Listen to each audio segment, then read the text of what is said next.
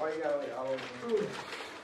Because I don't want to. All right, perfect. All right, today we're going to continue on with this idea of slope, and then we are going to get to a little bit of a book assignment today. Now, I do want to tie in what we did yesterday with our little cards when we were talking about like you had to write down your coordinates and find slope. So I want to do that today one more time, just so we can get some more practice with that. But again, we're on section 3.3. This is the last day of it, where we're going to get slope today, where we have to talk about the 4 types. Now, obviously today, we have to talk about the last 2. Those are ones we really didn't cover yesterday. So we have to talk about the types. And after we're done with the types, I want to tie in with the new properties we discussed yesterday. We had 2 postulates. I want to make sure that we wrap those into what we're talking about today. So the 2 types we've actually done up till this point for slope has been positive slope, and the second type was negative. Those are the ones we did up to this point. Now, if I give you a graph, let me bring up the graph here. Okay, on a graph here, where does positive slope go? Up to the right. Up to the right. It doesn't matter the type of line where it's at. I can start wherever I want, but as long as I'm going up to the right, that's positive slope. The more steep it is, like how tall it is, that means when you're actually finding the slope itself for that particular line, when you're finding that m, that fraction, the top number is going to be bigger than the denominator. This one is kind of in the middle, so I'm expecting these numbers to be roughly about the same. Okay, so they're really close together, but the more steep, the top number gets bigger and bigger and bigger. Now, if it's flattened, the bottom number is bigger. So that's like how I common sense like check it. But when I look at that, in 1 second, I know the fraction's positive. Without even like doing any of the math yet, I know that somehow, however I'm going to subtract the numbers, they're going to turn out to be positive anyway. Either the negative signs will cancel out, something will happen, but that's positive slope. Now, yesterday, when you guys were doing, I think I gave you these cards yesterday. Okay, and you guys had to write down your coordinates and find slope. That was what your goal was yesterday. Now, if you have your notes out in front of you, did anyone have positive slope, like 2 numbers that gave them positive? All right, so Jack, I want to know, do you have your numbers? Just give me the coordinates you have. I had -1, 2. Okay, -1, 2. Okay. So -1, 2, and what was the other one? And -2, 4. -2 and 4. Wait, no, that's not positive. That can't be positive. No. It's got to be negative. So that see, he already recognized it. He knew just by looking at the dots, not positive. That's why I'm telling you this. Like he knew it in 1 second. He's like, no, that can't be enough. So that's great. You recognized at least. You know that maybe you didn't get the right number, so maybe something went wrong. Maybe you subtracted wrong. That's why we covered that. That's why I wanted to talk about like how do you know in like the first second looking at it. That was good. That was a good observation that you caught it. Okay? Question. Oh, what about the type no slope? Okay, we're gonna get to this. Or not no slope, whatever else it's called. Yeah, so we're gonna get 0 and undefined. Good. You're knowing I don't want to use the word no slope in here. All right. But is there any questions with positive versus negative though? I like the catch that you got on that. All right. Let's get to the new ones because obviously you already had a question on it. Let's get to part 3. Let's get to 0 slope. Okay. I don't want to say no slope because no slope refers to the last 2. But I want to get to 0 slope today. Now, did anyone yesterday have numbers like dots, like coordinates that were across from each other, like horizontal from each other? The actual coordinates, if you remember it. You could just do like -3 and 4. -3. Like just 0 or -3, 0. Okay. And 4, 0. That'll work. All right. So this is 4, 0, and -3, 0. I like it. So we're just going to pick 2 dots. They're straight across from each other. Now I know Hackler, you were raising your hand. Did you have one that was kind of like that? Yeah. Okay. It didn't matter where it's at. Yeah. This problem has 0 slope. Now the reason why I know it, it's horizontal. That's a red flag in my head. I know it's going to be 0. Now the goal today is to talk about why do they call it 0 slope. So when we actually go through the math, this is the formula that we're going to use today. And you're going to have to do this on your homework, that you're going to have to subtract y numbers, subtract x numbers. I do want to see this type of math on your paper. Even though I know a lot of you can just count with your fingers and you know what the slope is going to be, I do want to see that you're actually doing the formula so you can actually get practice with that. So when we do this, the coordinates that I have are -3, 0, and 4, 0. So when you actually subtract these are the y numbers. The y numbers are in the back. Those numbers go on the top. So I'm going to be subtracting 0 minus 0. And then on the next, I'm going to go top minus bottom, -3 minus the 4. So this number turned out to be 0 over -7, which is fine, because what is 0 divided by -7 anyway? 0. That's why they call it zero slope. It literally is the number 0 when you take the top divided by bottom. Now, I prefer that you leave the fraction. That's why I circled it. I prefer fractions. They explain way more to me than just a whole number like 0 would. Because by looking at this fraction, the 0 over -7, that tells me that I'm rising 0. That makes sense. It's not going up at all. And it's just running a bunch of numbers. In fact, it's -7. That means it's instead of going up, it's just going backwards 7. It's going to the left 7 every single time. But it's not going up or down any. Does that make sense, like why they call it zero slope now? I don't want to call it no slope. It's 0. It literally is flat because of that rise and run idea. But again, the y numbers go on the top. That really always messes with people. You have to put the y numbers on the top. The x numbers, those are the ones in the back, those go on the bottom. Now, whatever order you pick, so I went top minus bottom, that's fine. I have to stick with that. Now, if you go bottom up, so that's fine. But y's are on the top, x's are on the bottom. If you haven't written this down yet, you probably should. I expect to see that on homework today. There's a bunch of problems. They give you graphs. They just say find slope. Fine. Boom. There it is. Okay. Questions? Okay. Now let's go to the next one. So the next one, the next form. Say it again. Undefined. Yeah. So undefined slope. All right. So these, it's anything that was vertical. I don't know if you had the particular problem that was straight up and down, but this is an undefined slope. Okay, that's where the dots are going completely up and down. Let me give you an example here. Let's go with like 4, 2 and 4, 7. 4, 2 and 4, 7. All right, now 2, 3, 4, 5, 6, 7. Oh, okay. Actually, my phone. Did I count that right? I think I was counting it all wrong yesterday. Yeah, looks good. It's over 4. Okay. This type of graph, it's vertical, it's undefined slope. Now I want to talk about why do they call it undefined, why don't they call it 0 or anything like that. So when you take your numbers, the 4, 7 and the 4, 2, we have to do the same formula, it's the same math. We use the x or the y numbers in the back, those go on the top. I'm going to go top minus bottom, that's just what I always do. So 7 minus the 2, the y numbers are on the top, and then 4 minus 4. And this turns out to be 5 over 0. This is my fraction. That fraction is not 0.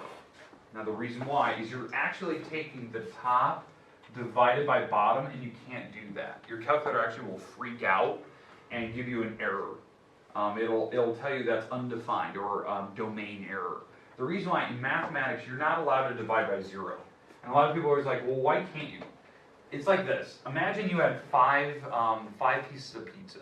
Okay? 5 pieces of pizza. And you're going to divide it amongst your 0 best friends. That makes no sense to me, right? Because you have 5 pieces. You know, you have 5 slices of pizza. You can't divide it amongst 0 people. You still have 5. The minimum you can give it is to 1 person. 1 person gets all 5. Not 0 people. That makes no sense to me. So that's the idea. So that's why you can't divide by 0. It's just not mathematically possible to take something and divide it into nothing. Okay? That's why they call it undefined. It literally has no solution. Now, it is a fraction, and I do want you to write that. And I do expect to see that you can identify that it's that picture. But why it's this is because you're only rising and you're not running. It's only going up and down. It's not going right or left, as you can tell. In fact, this problem is going up 5, and it's never going to the right or left. All right, questions, comments about the types of slope, the 4 types. Okay, now, again, your homework today, they're going to give you a bunch of pictures like this. They're going to say, find slope. When you find your slope, I do expect to see this. I do expect to see, like, you're actually using the formula, you're giving me the fraction. If you want to count by fingers, fine. Double check your answer. But the other thing that I also expect is I believe the book also asks you to tell me what type it is. So like if it's zero slope, say it's zero slope. If it's undefined, say it's undefined as well. So you're giving me the fraction and the name. Now, the last couple problems are the most difficult, and that's the ones I want to spend the most time on today. In fact, we're going to do 2 examples here in a second of the second type of homework problem, which is more difficult. Okay, so let's go through one of those. So I'll put it up on the board and then I'll give you a little bit of time. This is the one I'd like you to put in your notes somewhere. Okay, so here's my example, and we'll try to do 2 of these before I just turn you loose in your homework today. Okay, so the example. What they want you to do is they want you to either find a parallel or perpendicular line. So on this particular thing, I want to be parallel to the line passing through. I want to be parallel to the line passing through 3, 4 and 8, 7. And I want to, so I want to be parallel to the line passing through that, and starting at 1, 9. Actually, let's go 1, -9. Let's do that. This makes a little more sense. Give me a little more room to work here. All right. So these are my 2 stipulations. This is what the book says. Like this will be one of the problems, 1 out of the 2 we're going to do here. So I'll let you write it down, and then we'll discuss.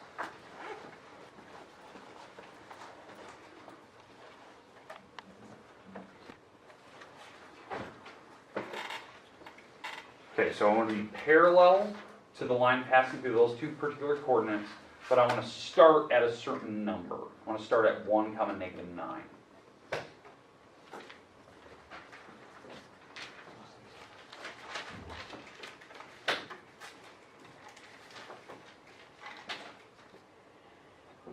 Need a little bit of time to write this down.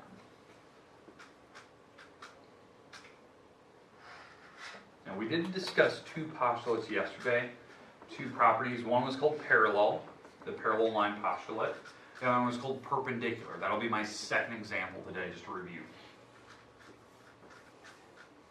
Now, what do we remember about parallel before I start this problem? They never touch. They never touch. Okay. What do they look like? Lines right on top of it. Yeah, like railroad tracks kind of a thing. Yep. So that's what we discussed yesterday. So railroad tracks, they're never going to touch on the same plane. So when I start this problem, what I would do first, get rid of the Rubik's Cube. All right, what I would start with, I would draw that.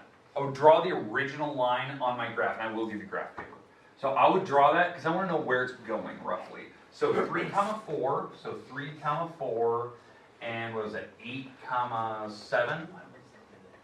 So 8, 1, 2, 3, 4, 5, 6, 7. 8, 1, 2, 3, 4, 5, 6, 7. All right. All right, so there's my original line. I want to be parallel to this thing.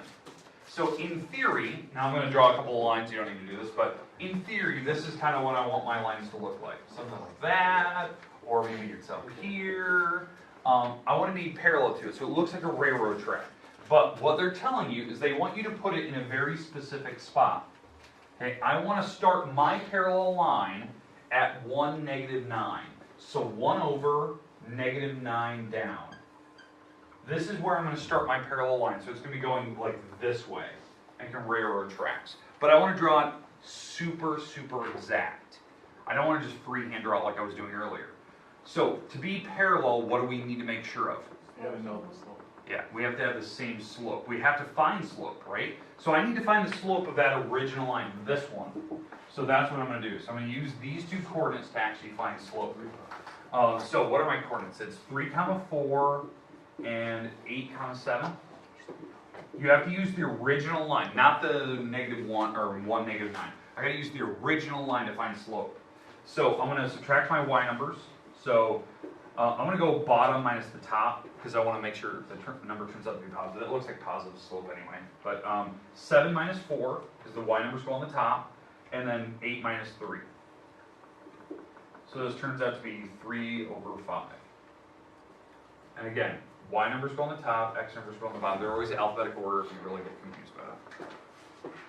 But this is my slope. It's rising 3, running 5. This again, rise over run. So why this is useful? Why did I need to find that?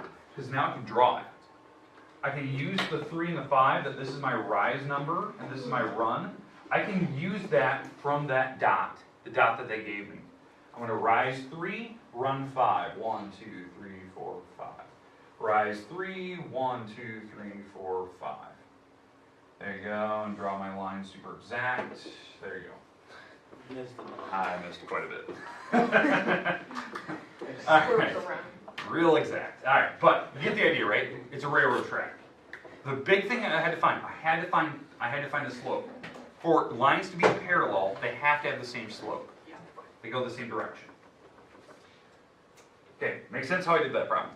Now, if I was doing this problem and they said to graph it, because that's what the book says, I will give you graph paper, so you'll have plenty of that. I would just draw the original, and then like off to the side, because there's some room to work, I would find the slope, and then I would use that to draw the next line. They will give you the starting point where they want you to pass through. Okay, let's do perpendicular now. I'm going to actually do the same problem. I'm just going to slightly modify it. Does anyone still need this one? I don't want to erase it if you're still like writing. Okay. So in fact, I'm going to leave this all up here because we did the exact same work. But now I'm going to change just this word instead of parallel. I'm going to change this to perpendicular. So I'm not getting real creative here. So now I want to do perpendicular to the line passing through 3, 4, 8, 7, and I want to start at 1, -9. So perpendicular, if you don't know, looks like an L shape. It looks like this, where lines are at perfect 90-degree angles. Okay, now what we talked about yesterday was on that postulate. That was the second postulate we had yesterday. It was called the perpendicular line postulate. It said that if you want to be perpendicular to something, you have to take the slope that they had and make it an opposite reciprocal. So what I need to do to this slope, I need to flip the slope over to do a reciprocal to it, and then make it an opposite. Opposite means negative. So my slope now for my new line is going to be -5, 3. So that means if this is my rise and run, that means I'm actually falling 5 and running 3 to the right. So dropping 5, running 3. That's how I, instead of making parallel, I make it perpendicular. So from here, because I'm still using the negative, or the 1, -9, I'm going to drop 5, run 3. So 1, 2, 3, 4, 5, and then run 3. And this is what the line will look like. Actually, that wasn't too bad. That was actually a pretty good line. And so what will happen, if I kept drawing that green line, let's say just continue this, it's going to be terrible, we'll go with it. All right, they're going to be parallel, or perpendicular. They're going to actually hit. Now, what we're going to actually do probably tomorrow, what we're going to start looking at is, other than, drawing lines that cross and lines that are parallel, what we're going to actually look at tomorrow, can we actually find that spot? That's what we're going to look at tomorrow. So it's going to be mixing that system of equation stuff we did earlier this week with this new stuff. I'm going to tie it all together. Okay, does that make sense now? Okay, that stuff's going to be hard because that does not look like a very nice spot. That looks like a decimal. But again, my drawing's terrible. Okay, we good though? I'm going to leave that on the board for you. Here's your homework today. Homework today. And I will give you graph paper, so no worries there.